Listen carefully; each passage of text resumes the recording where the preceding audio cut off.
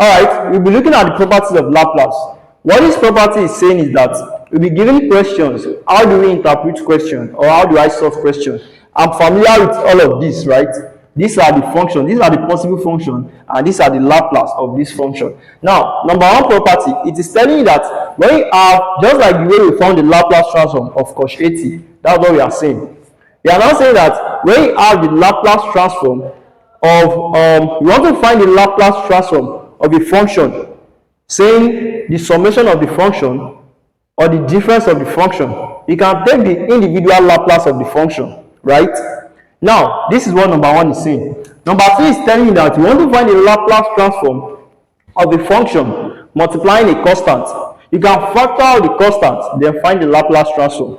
Now, by what one is telling you is that it means the Laplace transform of f of t, right, plus or minus the Laplace transform of what? G of t.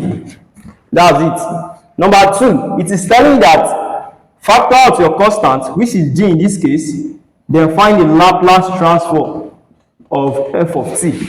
Now, with this idea, let's find the Laplace transform of these three questions.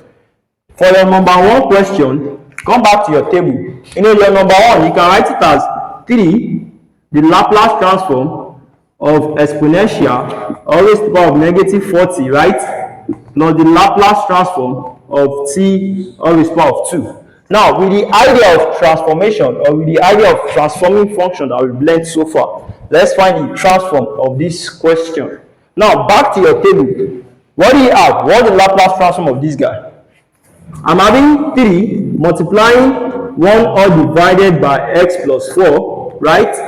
Plus 2 factorial all divided by x raised to the power of 3. Any question? So this becomes what? 3 all divided by x plus 4 plus by 2 factorial, meaning 2 times 1, which is what? 2 all divided by x cubed. So this is your answer. Number 2, let's find the Laplace transform of the second question. What do you have?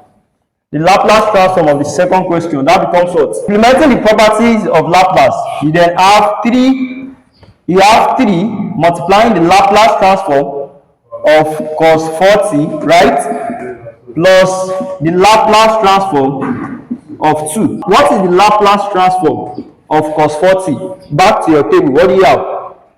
Cos 80, it is telling you x over s squared plus a squared. Similarly, I'm having what? S all divided by s squared plus 16. Right?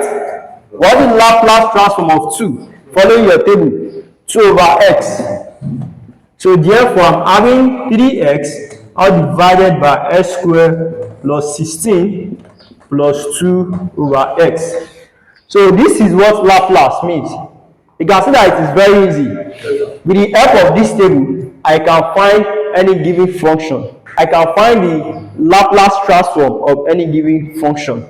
Alright, do this last one and drop your answer in the comment section. So this is all we need to know when it comes to Laplace.